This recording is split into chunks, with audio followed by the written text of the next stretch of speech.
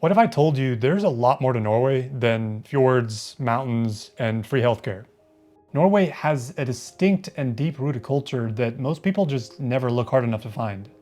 But after living in Norway for a year, I came to realize these really profound qualities of Norwegian culture that made me fall in love with the country in a way I never had before.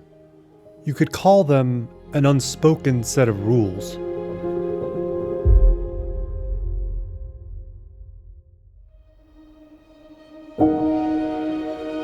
It's impossible to understand Norwegian culture without understanding janteloven, or the law of jante. Except it's not an actual law. It's more of an unspoken cultural code that discourages showing off, or basically just acting superior. In practice, it means people value humility, modesty, and equality more than ambition or loud success. You don't try to flaunt your achievements or try to stand above others. You contribute quietly, and that's respected. At first, it can feel strange, especially if you're from somewhere like the US, where self-promotion is almost a survival skill. But in Norway, that humility creates this calm, level atmosphere where people just feel equal. No one's trying to prove anything. They're trying to be part of something bigger than themselves, and everyone benefits from it. In Norway, comfort and coziness aren't luxuries. They're essentials. You notice it everywhere. The warm lighting, the quiet cafes, the simple dinner gatherings. Norwegians have mastered the art of enjoying the small things. Not in a minimalist, performative way, but in a genuine, slow way. In a world that's obsessed with productivity, Norway almost feels like it's whispering, it's okay to just exist. It's a kind of collectful mindfulness that just kind of seeps into everyday life.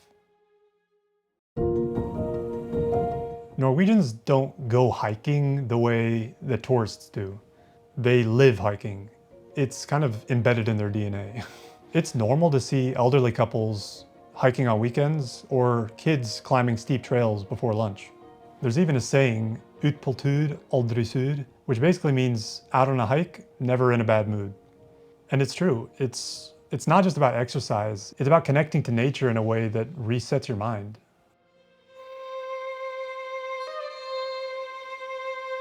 Silence actually plays a much bigger role in Norwegian communication than most foreigners realize. In many cultures, silence is seen as awkward or uncomfortable, something you're supposed to fill with small talk or reassurance. But in Norway, silence is often seen as a sign of respect, thoughtfulness, or simply comfort. I notice that people don't actually speak unless there's something meaningful to say. In workplaces and social settings, pauses in conversation aren't weird, they're actually very normal. This comes from a broader cultural value of modesty and self-containment. You don't interrupt, exaggerate, or dominate discussions. You let things breathe. For Norwegians, silence doesn't mean disinterest. It means everyone's allowed to have their own space within the interaction. Even in public places like buses or cafes, the quiet atmosphere reflects this shared respect for personal boundaries.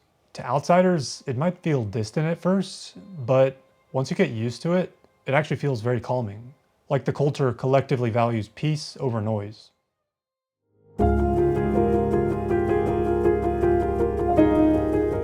Norway consistently ranks among the highest in the world for social trust, meaning people generally believe that others are honest and institutions act in good faith. This trust shows up everywhere in daily life. You'll find honesty boxes by rural roads where people leave money for eggs, flowers, or firewood with no one watching. Children walk or bike to school on their own from a very young age. And if you forget your wallet at a cafe, there's a good chance someone will turn it in, untouched. This level of trust isn't just cultural, but it's also supported by very strong social systems. The welfare state, fair labor laws, and transparent governance all reinforce the idea that society just works best when everyone contributes and plays by the rules. In return, people feel secure enough to give others the benefit of the doubt. And it's actually a feedback loop. The more people act trustworthy, the more trust actually becomes the norm. And I just want to say, I cannot stress this one enough. For me, the feeling of being trusted before you prove it is so profoundly impactful on your ability to feel like you belong and Just be yourself. I think that's actually why, after living in Norway for a year, that my self-confidence and just general mental state was better than it had ever been before. What ties all of this together, janteloven, hygge, silence, trust, is that Norway's culture runs on a set of silent, unwritten rules. They aren't enforced by anyone, they're just understood. These rules reflect a national mindset built around balance, equality, and respect for other space, both physically and emotionally. People don't overextend, overshare, or overcomplicate. There's a steady rhythm to life that values moderation instead of excess. It's why Norwegians rarely brag about success, silence feels natural, and why social systems are built on trust rather than suspicion. To an outsider, that can make Norway seem distant or even dull at first, but once you learn how these silent rules work, you realize that that's what makes life there so low stress and peaceful. Everyone knows their role in maintaining that calm, and because of that, society just works. Now, that doesn't mean Norway's perfect. It's still modern, globalized, and changing fast. But underneath all that change, these small, invisible principles still shape how people interact, live, and think. And that's what makes Norway so different.